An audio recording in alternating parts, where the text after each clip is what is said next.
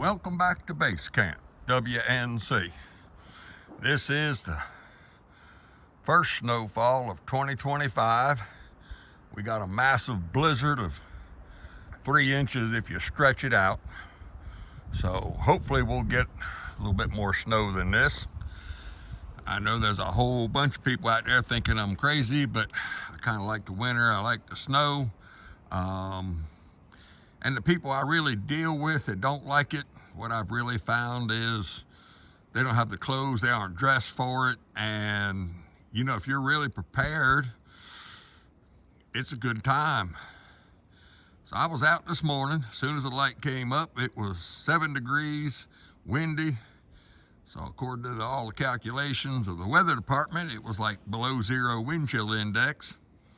I was busy down there knocking the snow off, all the solar panels, because here at Base Camp we are off-grid. We've been off-grid. October was 3 years. So as you can tell by the sunshine, I get the snow off, melt a little bit of ice, and we're back to generating power. And while I was doing that, I came over to the cars and the truck and took the broom and knocked everything off and scraped the windshield down. And even though I'm not going anywhere, if something was to come up, I wouldn't want to have to spend a half hour trying to unbury the vehicles and get the windshield where I could see out if I had to leave or emergency came up. Just to point out to everybody, I mean, right down here is the state road. And here in North Carolina, this district bought 11 four-wheel drive F-350 Ford diesel trucks with snowplows on them. And they rode around all summer with their snowplows, pushing mud, hitting tree branches during the storm. And now that it snowed, you can't find one of them sorry county or state employees out here plowing the road anywhere. Snowy days, cold days like this, like I said, I enjoy it. First thing I did this morning was, besides scrape the snow and everything off I could get off first on the solar panels to start generating electric, was to uncover my debris piles I got to burn and lit them up. Because I am here and I am surrounded by the national forest, and they get weird and funny about fire and all this stuff. Unless they're burning and set your ground on fire, then they don't really care. But I lit my debris piles on fire because I figure 3 inches of snow, even if the embers blow somewhere, ain't nothing catching on fire today. I have given a little bit of a tour before, but like I said, October was 3 years. The house, everything else here has been off grid, but we do have a meter. This used to have a, I believe, double wide trailer sitting here. But what I've done years ago is, because this is where the power comes in, there's a great big welder in here, and this is where my generator sits. And I've had tours before of my solar building and whatnot over here. That's where all my solar panels, inverter, or solar batteries, inverter, everything else is over there. I was gifted last part of last winter, early in the spring, a bunch of lithium batteries from my supplier that I am rating. I'm not a big fan of the lithium bit, but one thing I had to do, and maybe I should open the door and take you on a tour one day in that thing, is I had to add heat in the battery because of lithium. So I'm off grid, then I got to heat buildings for those batteries. And I'm still not really sold on them from the standpoint of these batteries actually have a built-in fire suppression system in the batteries. So I feel a little bit safer having them in this building, a couple 100 feet from my house. Mainly if they catch on fire, I'm gonna lose it all, but at least it don't burn the house down. Well, here I am. It's one of my last acquisitions. I ended up with this tractor some people had that I've been working on it. Needed a pile of work done to it. And I see these things on YouTube of these cold starts. Not that I'm really into the cold start of an engine, but I kind of coined myself as a, let's call it a prepsteader. I'm half prepper, half homesteader. So what I want to find out is, it's 7 degrees this morning when I got up. It's now 11. As you can see, the sun's coming out. But what I wanted to do, what I want to know, is if I need this tractor, and as you see, it's sitting outside because I've flat run out of buildings and stuff to put everything in. But I'm gonna go right here. Let's see, wipe off some of the snow. And we're gonna see if this thing cranks up at 11 degrees, just so I know that if I ever needed it, would it actually work or would it not? This thing does not have, now my trucks and my diesels all have a plug-in receptacle for a water heater. This doesn't have it.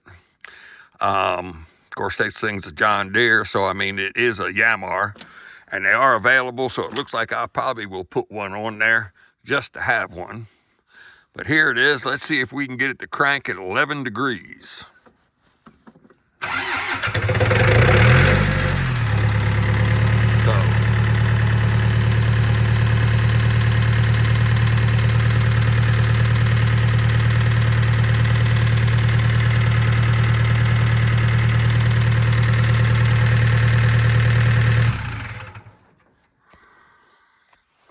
In my book, that's not the best thing to do, is to crank it and just let it run a little bit and shut it off, but I'm not really doing anything with it right now. But I really wanted to know, is at 11 degrees, if I can come out here and if it will crank up, preheat the engine, and yes, it will start at 11 degrees.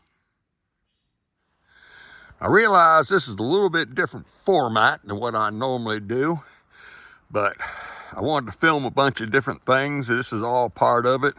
I do teach a bunch of prepping classes at different places and homesteading places, and I started shooting it for these classes, but then I got to thinking that I see so many people on YouTube that have homestead channels and prepping channels, and then to me it's hilarious how the storm hit up here in North Carolina, and well, I couldn't run my generator because I hadn't run it in 4 years and everything else, and I'm like, you call yourself a homesteader or a prepper? I mean, my water's working. Like I said, it's wind chill below 0 at 7 degrees, warmed up to 11. All the water works, power works, solar works. So every now and then you just got to get out and do it. There's one thing about buying everything, and then there's another thing about just going out there and seeing if it all works when you really need it. Well, here's a new system I decided to put in last year. If you remember a bunch of my channels and stuff, it used to sit down here in the creek. I'm kind of glad. I mean, we didn't have that much problem with the Hurricane Helene that come through because we're here at the top of the mountain, but we still got 32 inches of rain. If the snow wasn't here, all this has been washed down and everything else. But late last summer, I started moving it over here, and I dug a hole. Of course, went down, hit rock, but I'm busy digging now a whole new line, power line, water line from here all the way up the hill. But let me show you how this thing works. Basically, I've got this pump house, and then I've got this side over here. And what I've got is 2 IBC totes. Let's see if I can pick this thing up and show it to you. So I had to get a tool out and bust all the ice off, because even at 7 degrees, plus the wind chill index, there is so much thermal mass of heat with the water flowing that all of it melted until it created ice dam here. So let's see if I can get this lid off, and I'll show you what it consists of. So even now, and I'm basing everything on 7 degrees this morning, plus wind chill index, the spring way up there, it comes down here, and I've kind of got it tucked in the dirt right here. Comes in right here, goes over through this spin down filter that if it gets a little bit of dirt on it, you can just reach down Open this valve and it lets the dirt flow off the outside of that string. The bottom portion of this is just dirt with gravel on it. And I've got a video on building this thing with drain tiles and everything else in it. But then the water flows in the top of this tote. The bottoms are hooked together and it flows into the tote that's over there. And then the overflow I showed you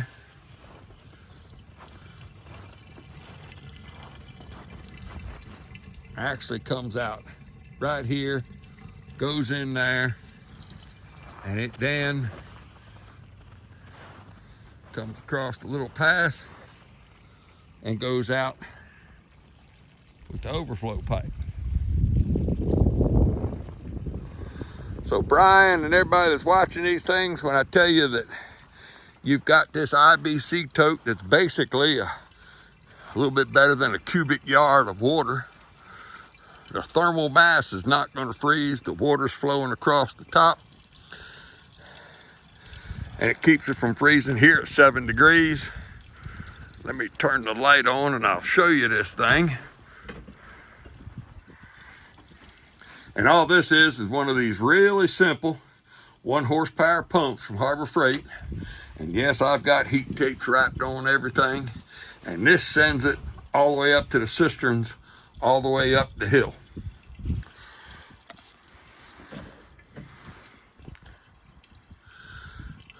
So with this future expansion, I have 2 totes, so that's 550 gallons of water in reserve that I can always pump up the hill to the cisterns up there.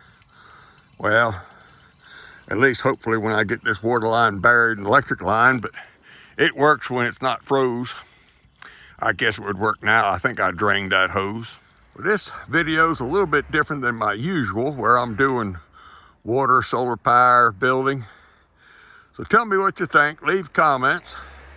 I'm just trying to get people that have systems to be a little bit more prepared when major storms come in, be a little bit more self-reliant, and be ready for oddball weather.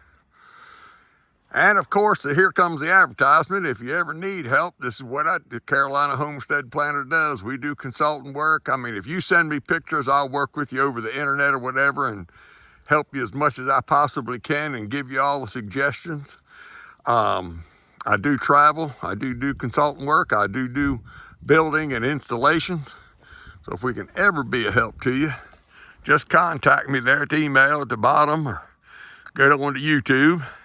And as usual, like it, share it, subscribe, tell your friends, hit that thumbs up button, leave a comment, tell me what you think of this format, and I'll see you on the next one.